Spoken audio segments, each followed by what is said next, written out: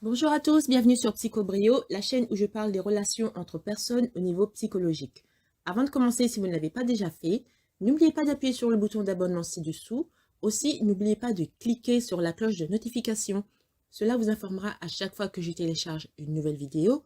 Ainsi, vous ne manquerez de rien.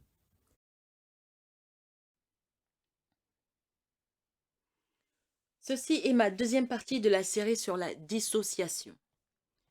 Donc, on a vu un peu ce que c'était que la dissociation et maintenant on va parler des symptômes qui sont associés à la dissociation.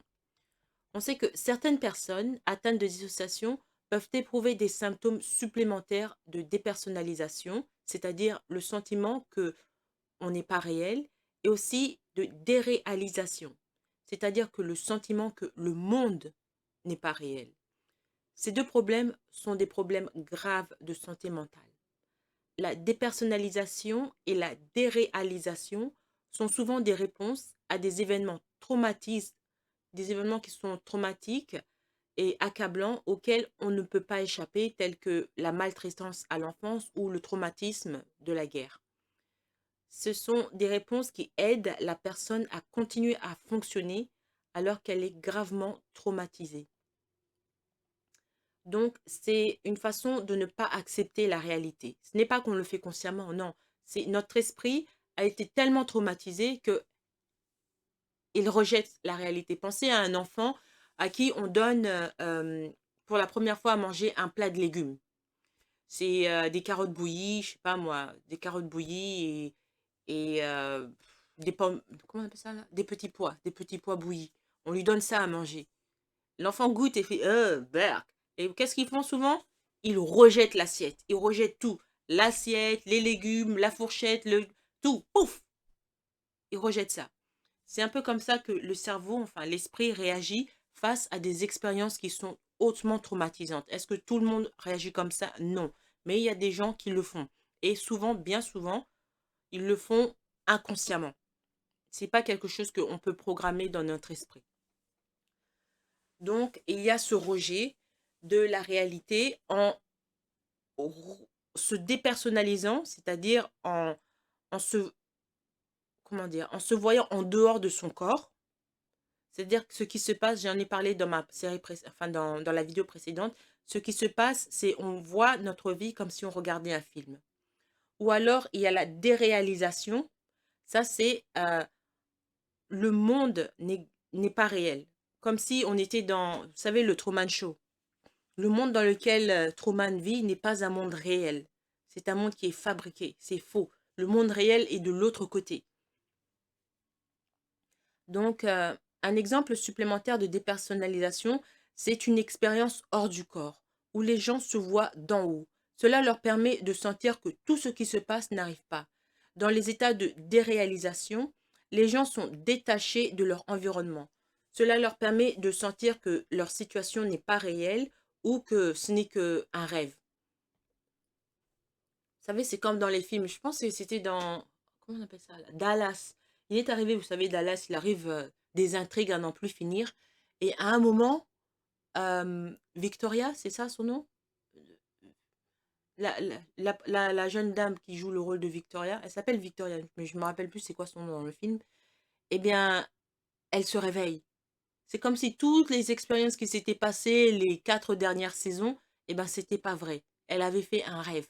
Elle se réveille, elle entend du bruit dans la salle de bain et c'est Bobby qui est en train de se laver. Tout ce qui a été fait auparavant, effacé. C'est un peu ça la déréalisation. Le monde n'est pas réel. Maintenant, ça, c'est les deux composantes de la dissociation, la déréalisation et la dépersonnalisation. Donc, quelles sont les causes de la dissociation? Plusieurs facteurs peuvent jouer un rôle dans le développement de la dissociation.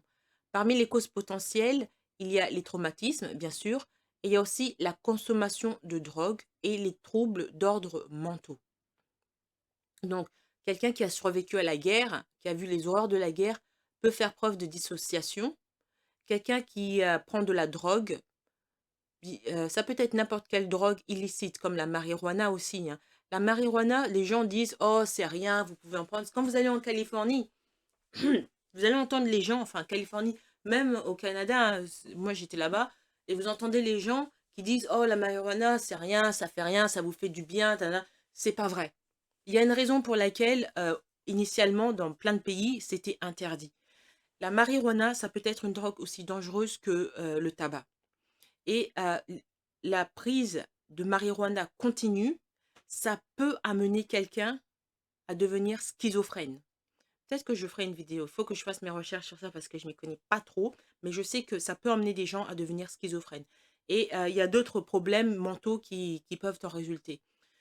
Les gens qui vous disent: «Oh, la marijuana, c'est rien, ça fait que vous vous sentir bien, tanana», ce sont des gens qui sont soit ignorants, soit qui ne vous aiment pas. Il n'y a que deux solutions. Soit ils sont ignorants, ils ne savent pas de quoi ils parlent, soit ils ne vous aiment pas. Ils vous veulent du mal. Ils veulent que vous vous retrouviez dans une situation néfaste. Prenez un exemple. Imaginez que vous avez un enfant. Disons, l'enfant a 6 ans et vous adorez votre enfant. Et vous êtes au boulot, puis vous recevez un coup de fil de l'école. L'enfant est monté sur la balançoire qui était... Vous savez, souvent il y a des balançoires sur les arbres, je sais pas quoi, là. Et là, il y a un bout de la balançoire qui a craqué, l'enfant est tombé. Il s'est éclaté la tête. Et on l'a emmené d'urgence à l'hôpital. Donc, qu'est-ce que vous faites? Vous vous précipitez d'urgence à l'hôpital. Et quand vous êtes à l'hôpital, on vous dit: «Il faut faire une opération urgente du cerveau pour sauver l'enfant». Vous dites: «OK, faites tout ce que vous pouvez pour sauver mon fils ou ma fille», je sais pas. Bon, faites tout ce que vous pouvez pour sauver mon bébé, mon petit garçon. On va dire que c'est un petit garçon. OK, mais on vous donne le choix entre 2 docteurs, docteur A et docteur B. Tous les 2 ont le même CV et le même nombre d'années d'expérience. Ce sont des docteurs hautement qualifiés. Maintenant, la seule différence, docteur A, c'est un docteur, on va dire, entre guillemets, «normal», mais docteur B, c'est quelqu'un qui fume de la marijuana régulièrement. D'ailleurs, quand vous l'approchez, vous sentez ses vêtements, il y a cette odeur qui vous donne déjà envie de vomir. Lequel de ces 2 docteurs vous allez choisir pour sauver votre enfant? Est-ce que vous allez choisir le docteur A, le docteur normal qui ne fume pas de marijuana, même pas de tabac, qui ne prend aucune drogue? Ou le docteur B qui ne prend aucune drogue illicite et qui ne fume même pas de tabac, mais qui prend de la marijuana? Si vous aimez vraiment votre enfant, la réponse est très simple. Je veux dire 99,99% des gens que je connais vont choisir docteur A, le docteur normal qui ne fume pas ces trucs-là. Pourquoi? Parce qu'on sait la vérité, c'est que ces drogues ont des effets secondaires. Et certains, ça dépend. C'est pas parce que votre voisin, il a passé 60 ans à fumer et que en apparence, ça ne lui a rien fait, que vous aussi, vous allez avoir le même cas. Chaque cas, le corps réagit différemment. Notre génétique est unique. Voilà. Donc ça, c'est pour les causes de troubles. Donc la consommation de drogue est une raison sérieuse pour laquelle certaines personnes souffrent de dissociation. Bien sûr, il y a d'autres troubles mentaux. Euh, il y a aussi les hallucinations, la grandiosité, la paranoïa, l'anxiété, la dépression. Ça aussi, ça peut emmener une personne à souffrir de dissociation. J'avais parlé dans ma vidéo précédente de la schizophrénie.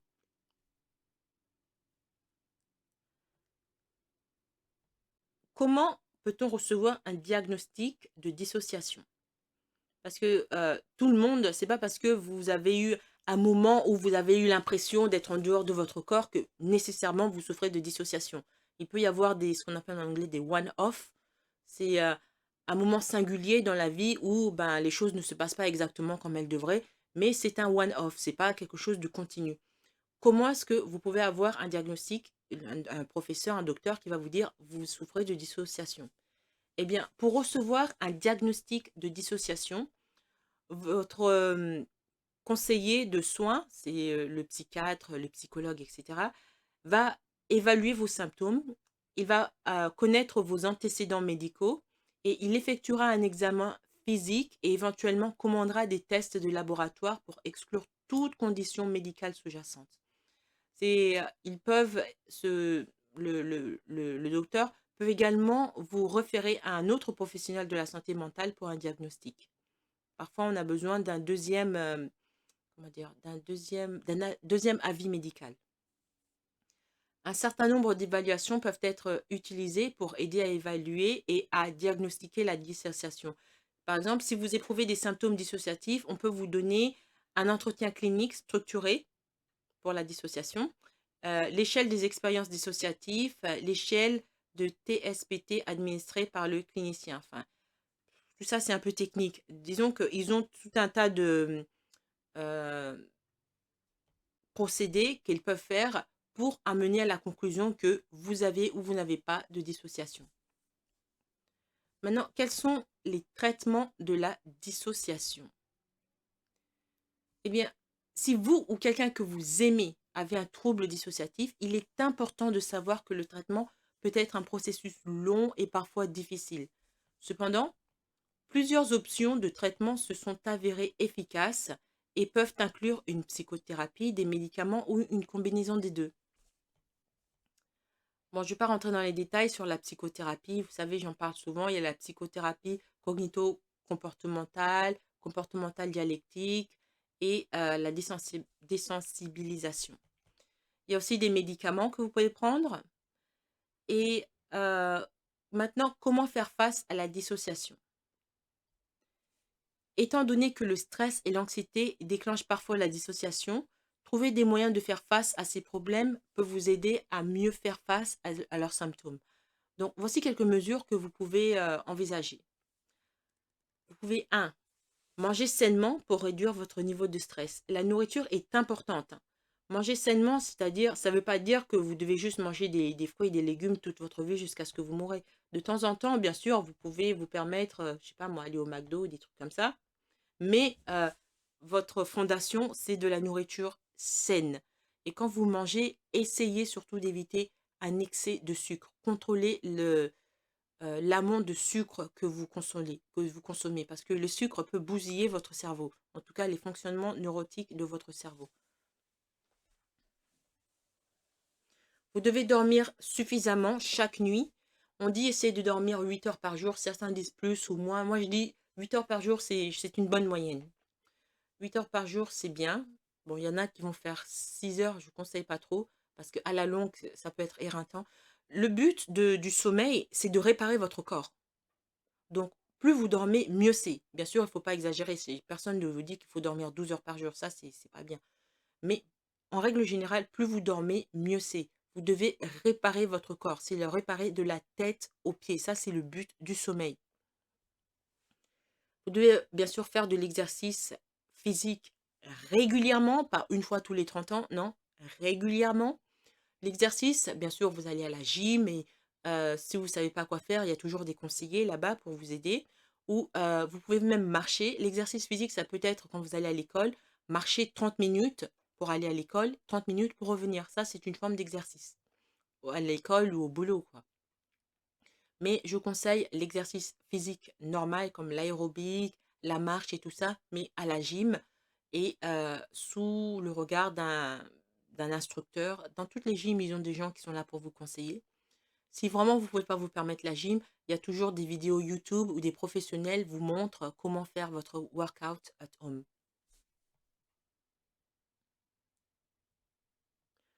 Vous devez aussi identifier ce qui peut enclencher la dissociation. Par exemple, dans le cas de Marjorie, c'est à chaque fois que sa mère commence à lui crier dessus. Donc, elle doit éviter les situations où sa mère lui crie dessus, par exemple. Il y a des gens, la dissociation, ça peut être des films qu'ils ne doivent pas regarder. Par exemple, des films très, très, très violents. Et ça peut traumatiser votre cerveau, certains films. Vous devez pratiquer des techniques de mise à terre pour vous aider à revenir au moment présent. Bon, ça, il faut voir un spécialiste de la santé mentale qui va vous donner plus de détails sur ça. Et bien sûr, utiliser des stratégies de relaxation pour réduire votre anxiété. Une stratégie de relaxation, ça peut être juste, vous trouvez un moment calme où vous couchez dans votre lit et vous écoutez de la musique relaxante. Une musique qui vous fait vous sentir bien. Il y a quoi comme musique que vous pouvez écouter? Euh, Indian Sacred Spirit, c'est pas mal, je pense.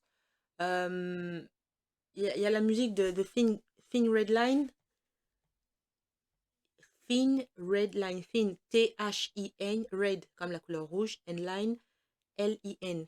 Ils ont des très bonnes musiques un peu relaxantes, vous pourrez trouver ça. Enfin, il y a plein de bonnes musiques relaxantes sur Internet que vous pouvez trouver. Tout ça, ça dépendra de votre goût. Donc, je répète, ça, c'est 6 moyens pratiques de faire face à la dissociation. Point numéro 1, mangez sainement pour réduire votre niveau de stress. Contrôlez votre niveau de sucre. Ne mangez pas trop de sucre. Le sucre, c'est, ça va faire, votre cerveau va partir en cacahuète très vite, dans toutes les directions. Vous savez, quand vous donnez du sucre à un enfant, il est super excité et il dort tard le soir et il dort pas du tout, voire la nuit, parce que le sucre, ça excite le corps en fait. Donc, contrôlez votre niveau de sucre, mangez sainement, dormez suffisamment, point numéro 2. Point numéro 3, faites de l'exercice physique régulièrement. Numéro 4, identifiez et évitez ou gérez les déclencheurs de dissociation. Numéro 5, pratiquez des techniques de mise à terre pour vous aider à revenir au moment présent. Et numéro 6, utilisez des stratégies de relaxation pour réduire votre anxiété. Pour moi, l'une des stratégies que je trouve qui est très bien, c'est la musique, une belle musique douce. Il y a quoi d'autre comme musique douce? Pachelbel, j'aime bien. Pachelbel, ou je sais pas comment il s'appelle. Canon, le canon de Pachelbel, c'est plutôt bien. Pour conclure, eh bien, si vous avez connu une dépersonnalisation ou une déréalisation, sachez que une telle réponse à des événements traumatiques réels peut être déclenchée à nouveau, même longtemps après des événements qui peuvent ou non être menaçants. Si cela se produit, vous pourriez entrer automatiquement dans un état dissociatif en premier indice de traumatisme potentiel. Si la situation n'est pas réellement menaçante, vous pouvez sembler espacé, entre autres. D'autre part, il existe une menace réelle dans la dissociation. Donc, la menace, c'est que vous soyez coincé mentalement dans cet état de monde irréel qui n'existe pas. Et comme j'ai dit, ça mène à la schizophrénie. La meilleure façon de régler ce genre de problème, c'est de commencer par parler à un spécialiste de la santé mentale. Je ne dis pas parler à un gourou, je ne dis pas parler à un prêtre, je ne dis pas parler à votre voisin qui est très sage. Non, non, non. Je dis parler à un psychiatre ou à un psychologue. Allez voir ces gens-là et ils vont vous donner les tuyaux, enfin le guide pour régler votre problème. Ou en tout cas pour bien le gérer. Voilà. Donc ça, c'était ma vidéo sur la dissociation. C'est plus une introduction, je veux dire, parce que c'est très très compliqué la dissociation, c'est extrêmement profond. Et comme j'ai dit, il y a les deux jambes, en fait, les deux piliers de la dissociation, qui sont la dépersonnalisation et la déréalisation. Et chacune d'entre elles mérite une vidéo unique pour qu'on puisse vraiment mieux comprendre ce qu'est la dissociation. Et je suis en train de travailler dessus, donc j'espère que vous serez avec moi quand je vais publier cette vidéo. En attendant, n'hésitez pas à vous abonner et aussi cliquez sur la cloche de notification. Et si vous avez une question à me poser, n'hésitez pas à la poser dans mon compte Buy Me a Café et je vous invite aussi à m'offrir un café. Merci et à bientôt.